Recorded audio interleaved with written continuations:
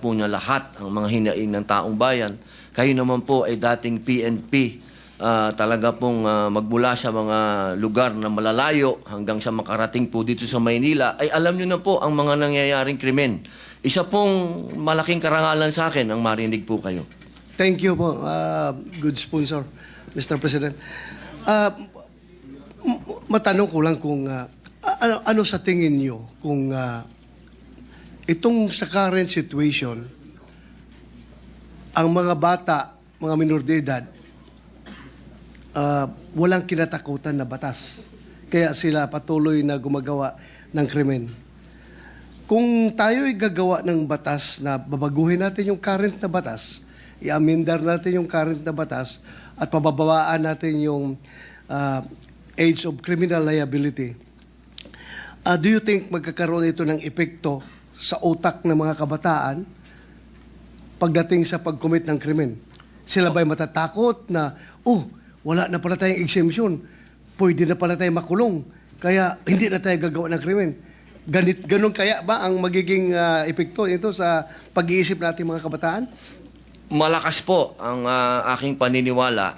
Unang-una po ang pag nangyari po yan, na maamendahan natin at naapruban po yan at naging batas, naniniwala po ako na unang makikinabang dyan ay yung magulang. Kasi yung magulang po, yan yung unang konsentidor eh. Katulad nga po nung sinabi ng ating idol, Senator Raffy, ginagamit pa po. Totoo po yun ha. Pati po doon sa Camarines Norte, nung aarestuhin yung bata, ang unang pinakikita po nung magulang ay yung birth certificate. Totoo po yun. Ginagawang tsapa yung birth certificate. So siguro po, mas malinaw ko pong sasabihin sa inyo na kapag ito po ay naging makatotohanan at nangyari yung amenda, ito po ay hindi lang yung bata. Una na, yung magulang, magkakaroon na po siya ng lesson, magkakaroon na po siyang maging mangunsinte. Pangalawa, yung alam niyo po, hindi ko na po ipagkakaila sa inyo, nung minsan nagkaroon na rin tayo dito ng pagdinig, sinabi ko naman na alam natin ng underworld. At alam nyo rin po yan, General. Ang unang mga inaalagaan talaga ng mga sindikato, bata. Huwag na po natin yan i-deny. Kasi yan po ay makatotohanan.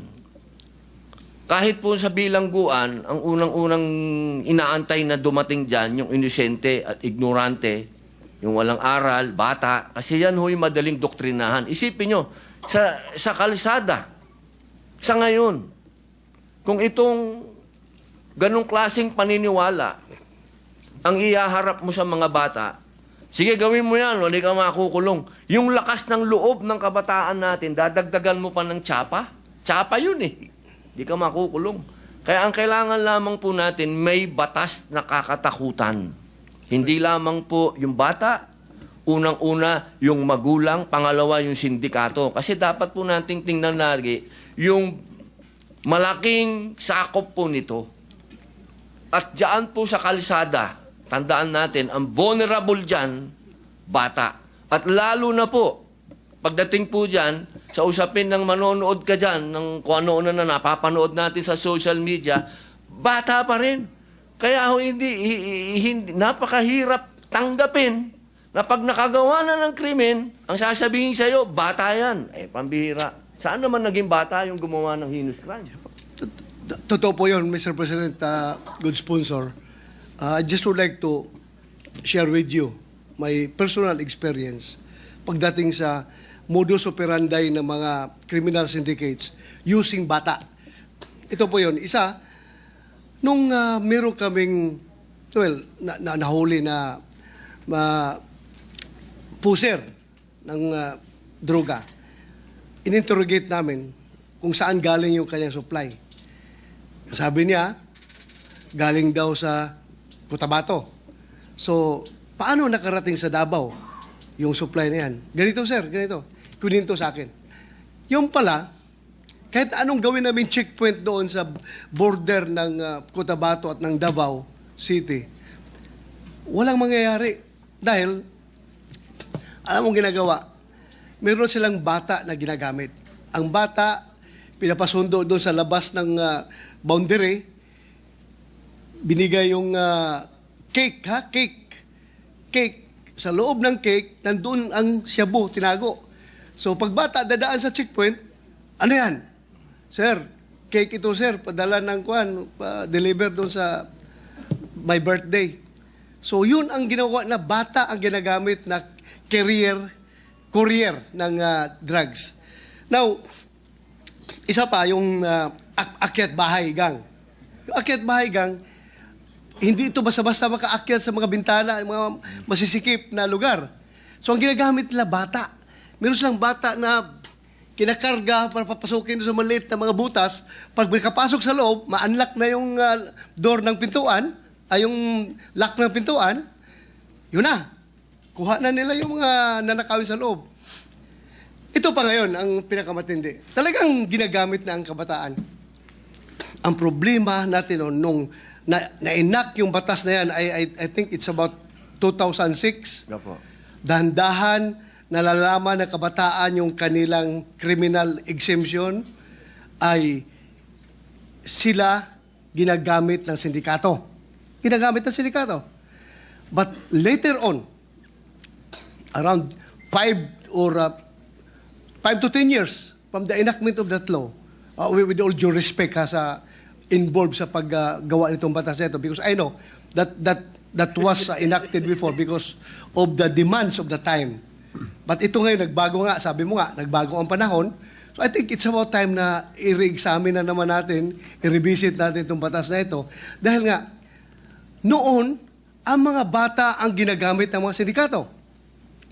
Pero ngayon, ang mga bata na mismo ang sindikato.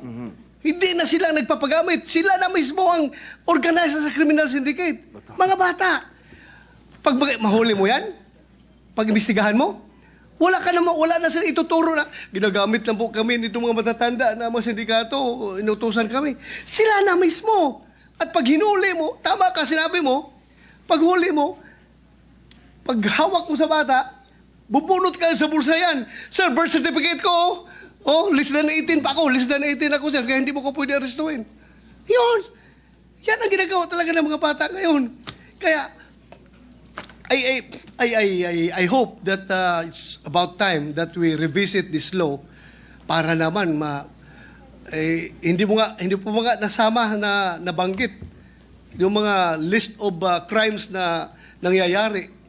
Yung recently lang nangyari doon sa Tagum, Davao del Norte, isang estudyante, babae, scholar, pinasok sa bahay ng 2 minor de edad. Mabuti kung ninakawan lang, pinatay pa. Pinatay yung bata. Bago lang doon sa amin sa Davao del Norte. So, I think, I hope na ma-action na natin ito ngayon. Dahil kahit anong gawin mo, kahit anong sabihin, kahit anong dipinsa natin sabihin na maganda yung batas na yan, ginawa yan para sa kapakanan ng mga kabataan. Pero, I think nakikita ko it's already indefensible na sabihin natin na hindi natin na dapat baguhin ang batas na yan. Pag sinabi natin na hindi yan baguhin dahil mali ang pagtingin natin sa sitwasyon.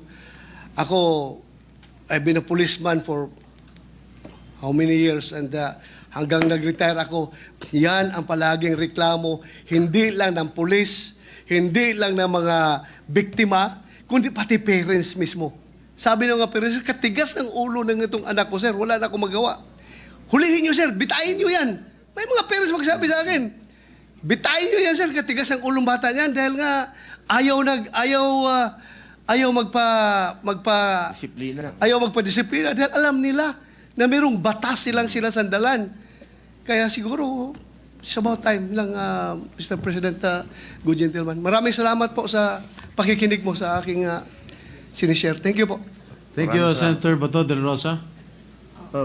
Okay, Senator Tulfo. Quick lang, Mr. President, kasi hindi doon sa katanungan ni Sen Bato kay Senator Padilla na kung itong batas ba na ito na gusto maamendahan ni Senator Robin Padilla na ibababa sa 10 years old yung criminal liability, kung ito ba'y magiging deterrent, will it stop the minors from committing crimes?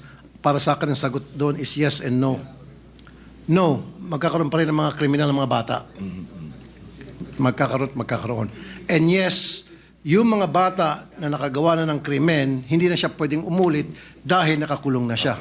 Sa present setup, yung mga minor de edad na mga loko-loko, they keep on committing crime time and time and time and time and time and time again sapagkat hindi sila pwede makulong. Paulit-ulit sila nakagawa ng krimen. Ngayon, kung dito sa batas na pinopropose ni Senator Robin Padilla, one strike ka lang. Gumawa ka ng krimen na heinous, kulong ka na, hindi ka na makaulit. Thank you, Mr. President. Maraming salamat po. Thank you, Senator Rafi, Majority Leader. Yes, Mr. President, next to interpolate is Senator Francis Kiko Pangilinan. I move that he be recognized. The main author of the Juvenile Delinquency Act, Senator Pangilinan. Ginoong Pangulo, bago po umpisa si Senator Kiko, gusto ko lamang po siyang batiin at siya na po ang chairman ng Constitutional Amendments and Revision. At maraming salamat din sa dating chairman ng Constitutional Amendments Committee. Magandang araw sa kanila lahat. Kung maaari po bang magtanong ng ilang mga katanungan sa ating nagbigay ng kanyang privilege. Opo. Unang-una, nagpapasalamat tayo na ito'y naisiwalat ng ating kasamahan sa Senado, yung usapin ng Juvenile Justice Welfare Law of 2006 and amended noong 2013. Una sa lahat, tayo ay nakikiisa sa kanya sa usapin ng pangangailangan ng hustisya, lalo na sa mga naging biktima ng mga krimen o kaya mga kilos ng mga kabataang nasasangkot o minor de edad na nasasangkot sa criminal activities. Tama lang na dapat ang mga nagkasala ay nananagot.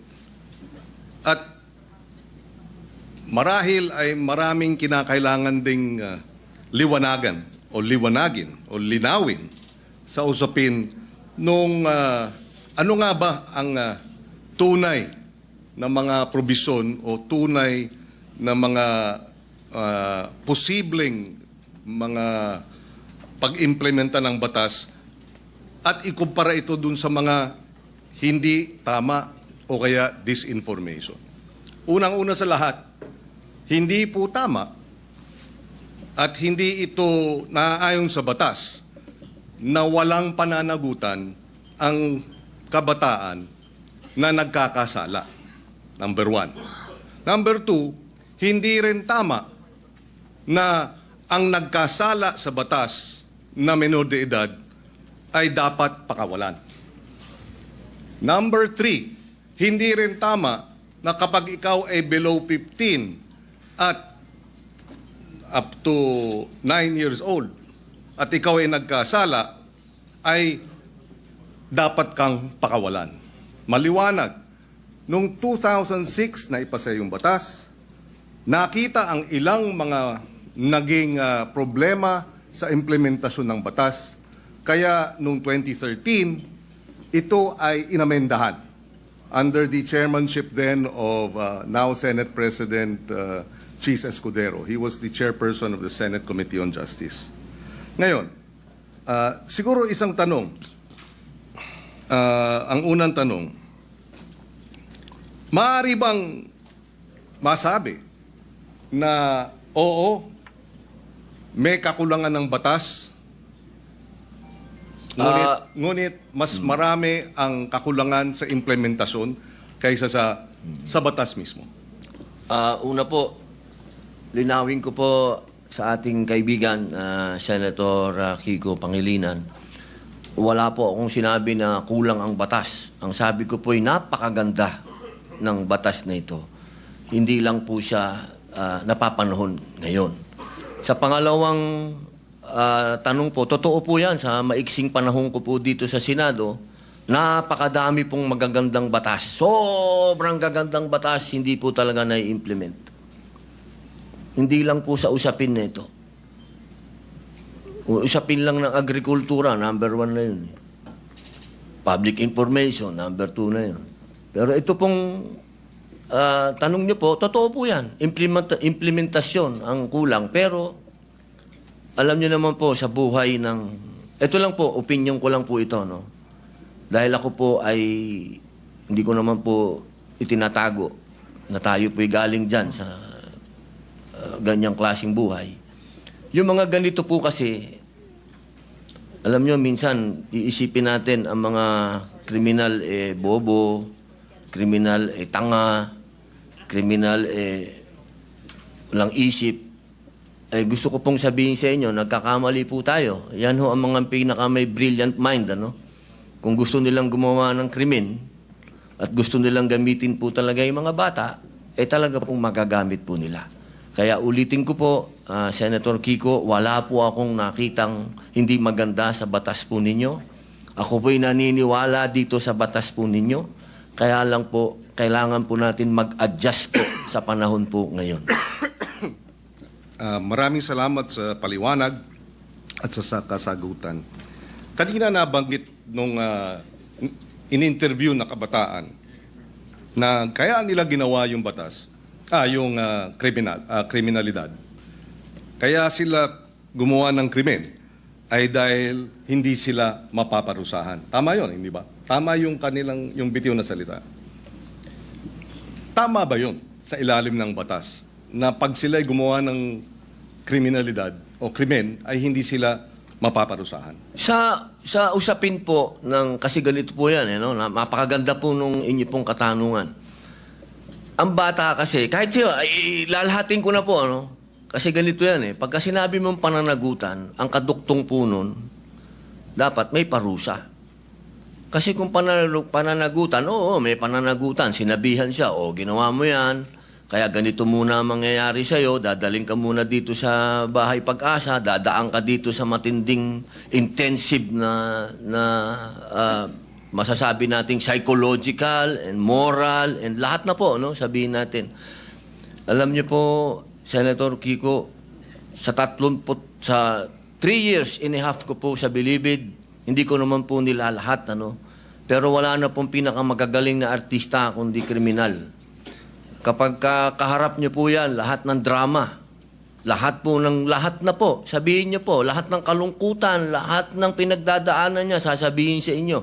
Pero pag talikod po ng nag-i-interview dyan, halimbawa ng empleyado yung sabihin gwardiya, o ng probation officer, pag talikod po nun, pagbalik nyo sa selda, bubuksan yung wallet niya, papakita sa iyo yung dyaryo, ito ang pinatay ko, pare. Ganyan po ang criminal mind. Hindi ko naman po inilalahat. Pero pagka sinabi po natin kasi ng pananagutan, dapat nagbabayad ka ng kasalanan, hindi lang binasa sa iyo. Hindi yung parang gumawa ka ng isang karumal-dumal na krimen, ito po nakita ko po ito dahil ako po ay kagyat na pumunta sa Camarines Norte nung ni-rape nila yung batang, ano po ito Senator Kiko magkakaibigan po ito. Yung babae ni-rape nila, binidyo nila, lahat, pinatay, lahat po, binidyo, hanggang naagnas yung bata, binidyo. Pagdating po, kasama po ako doon, nung dinala po doon sa Bahay Pag-asa, ang sabi nung bata, hahantingin ko kayo. Sabi doon sa mga, papatayin ko kayo. Sabi doon sa mga pulis. Ilang taon yung batang yun? 13 po. At ilang taon yung grupo sila, hindi ba? Grupo po. 13, 15, yung isa po 16. Yung bata pong ni-rape nila, 13 din.